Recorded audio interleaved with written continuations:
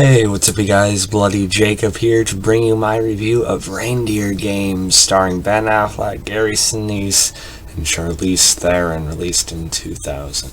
What's up you guys? Bloody Jacob here, meeting my icon, Catherine Isabel. Hey, I'm Sylvia Saska. And I'm Jen Saska. And we're the Saska Sisters.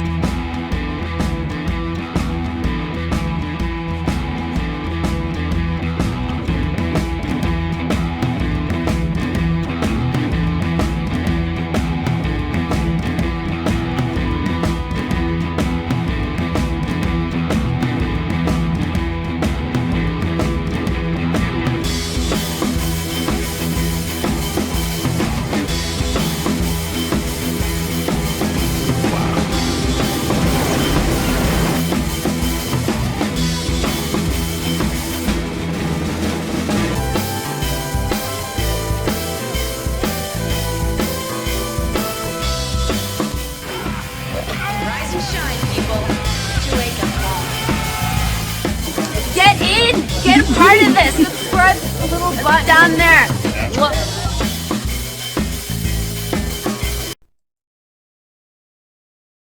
Just released from prison, all Rudy Duncan wants is to start a new life with Ashley, the girl of his dreams, whom he met through pen pal letters in prison.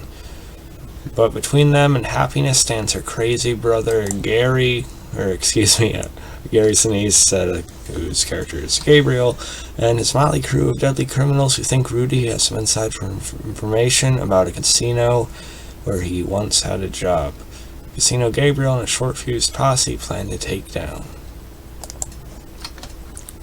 And hey, what's up you guys? Bloody Jacob here to bring you another movie review.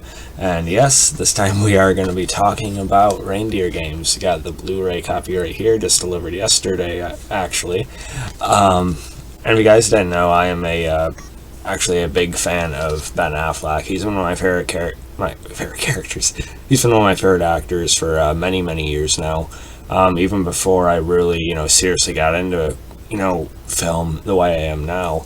Even when I was a little kid, he was someone, I like that guy for some reason. And Reindeer Games is always one I've meant to watch. Not just because of its stacked cast, but because it's one you'd always hear about, good or bad, when it came to Ben Affleck's career. So it's one I definitely plan on seeking out eventually.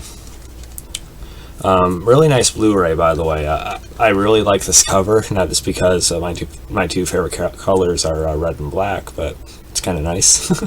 But because look at the original cover poster of Reindeer Games. That's just generic James Bond typical action movie kind of thing. So I highly recommend you not only pick up this one for the superior cover, but also because of the director's cut itself. Now I haven't actually watched the theatrical version. I don't see any reason why I should at this point. But there's an additional 20 minutes or so of footage in this, and it's much more aligned for what the director John Frankenheimer actually intended his movie to be. And from what I understand, even though I haven't watched the theatrical one, it's a bit more silly, a bit more kind of rushed. It's the plot's more confusing because it doesn't get as much time to explain the whole thing. And it has a bit more of an edge to it, a bit more of a, adult vibe at times. So I see no reason why I should go back and watch the theatrical one now. But I highly recommend checking out the director's cut. But yeah, what did I actually think of it? I gotta say, I really enjoyed it. I mean, sure, the plot kind of gets a bit contrived with itself, but I think the movie is a good time. Now it's described as an action crime thriller, and it is, but there's also some comedy in it. I'd say it's a crime action comedy, or some kind of combination of that. I could say, it probably wasn't intentional for any of it to be funny. Yeah, there was. There's definitely a wit and inherent silliness and camp to it at times that I think everyone involved was aware of. But in the director's cut anyway, for me, it still meshed pretty well with the pacing of the story and setup they were trying to tell. So it has a pretty good mesh, a pretty good mix of genres there that for the most part worked for me. And Google, I read the Google write-up, by the way, which kind of mixes up some of the plot points there a little bit, but I do think this movie is better the least you know about it.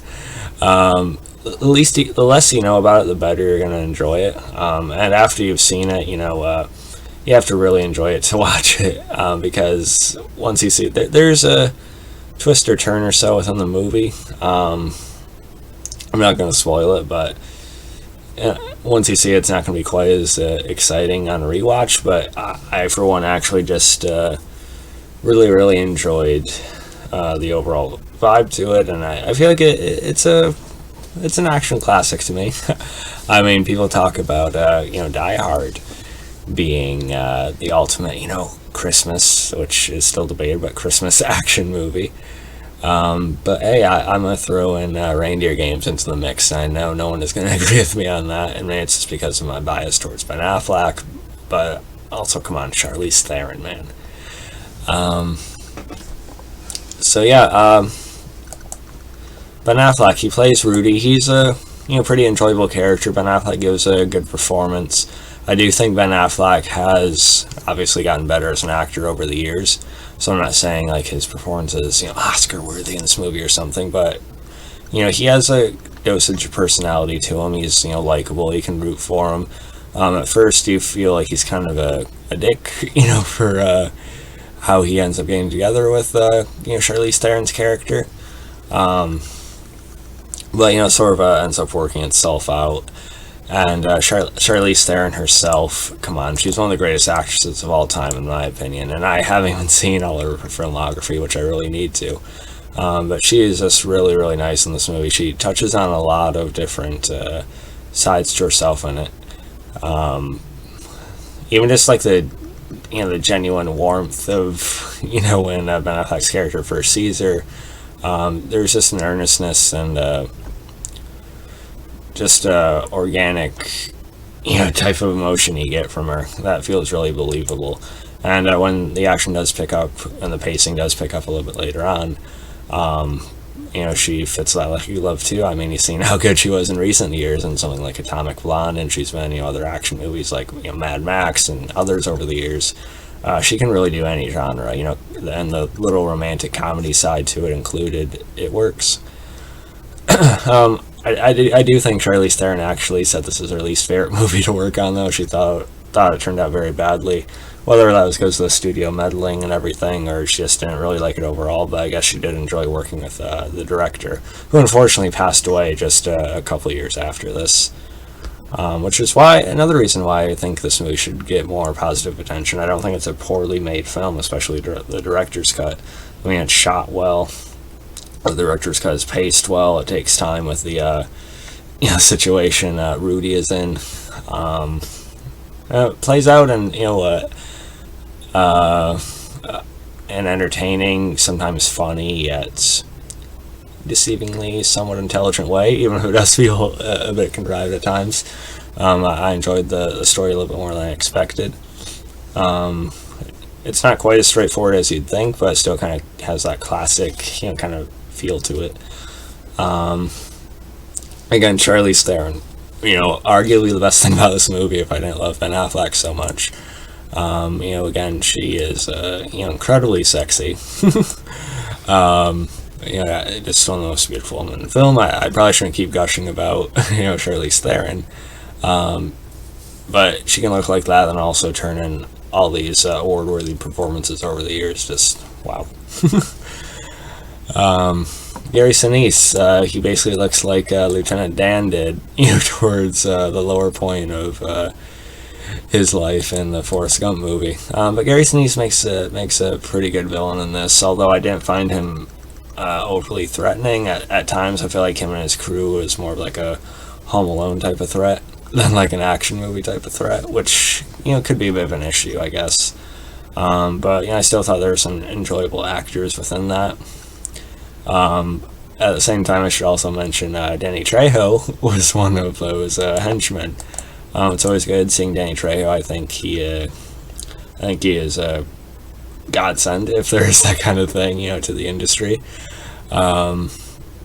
And obviously this is just when, his career is just full of, supporting roles like this and, bad guy type stuff, but he's almost a good presence to have in this movie, and he does get a couple moments or two of his own, or a moment or two of his own, excuse me, I cannot speak. And yeah, this film is also definitely a Christmas movie. The Die Hard thing is still debated today. I even think Bruce Willis said it's not a Christmas movie. But come on, it takes place during a Christmas party, and Bruce Willis is trying to get to his wife at that Christmas party. So come on, and it has some themes that can be applied to the holiday season. But Reindeer Games, I think, is undisputedly, a Christmas action movie, and it doesn't really have any apologies for that. And also, there is a pretty hilarious cameo in something you'll spot right away. I'm sure everyone has seen Reindeer Games, minus, I think, maybe you, Andrew, my brother. So I'm not going to spoil it here, unless you heard about it already, who knows, but it's in the casino, and you'll know when you see it. It's pretty funny and just kind of out of nowhere. It doesn't feel forced either. He's just, oh, wait, that's him. Oh, look what he gets to do. It's definitely worth a chuckle there. And yeah, I also, again, thought the ending was pretty good. I guess since I'm avoiding spoilers, apparently, I'm gonna, not go into it, but, it is a bit deceivingly clever. I could see how in the theatrical one, if it didn't have as much time, it would have felt more contrived, and it still does a little bit. It feels like they're not going in circles, but I'm just not sure, every, turn sticks quite the way it wants, and then there's a bit of confusion over, who knows, who Rudy actually is and who doesn't. It felt like I got a bit mixed up in the script, although maybe I'm just stupid and I didn't hear it right at a certain point, who knows. But besides that, again, just off of the director's cut, I think it worked well. It's paced well. It's a good mesh of genres. Ben Affleck's likable, even though it's earlier on in his career. And he makes a believable action star. It makes me want to go and watch Some of All Fears, with Morgan Freeman and different things like that. I love Ben Affleck. And I'm really looking forward to seeing The Way Back, hopefully this week, with what that film's meant to him in his recovery. So yeah, if I had to rate Reindeer Games, it's kind of hard for me. I just watched it, tonight, for the first time properly. So maybe I shouldn't say quite yet, but part of me wants to give it an 89%. I could even see a 90, perhaps. I feel like it's one I do really want to watch again. It's one I'm really, really happy to finally have. So yeah, I'd give it about that, within that higher realm, at least for me. I don't know why it has such shitty reviews. I'm not saying it's the greatest thing ever, but it's a new favorite for me. Sue me. So yeah, follow me on Facebook, Twitter, Instagram, like, subscribe, and I'll catch you guys next time. Peace. God, can I just get some hot chocolate and pecan fucking pie?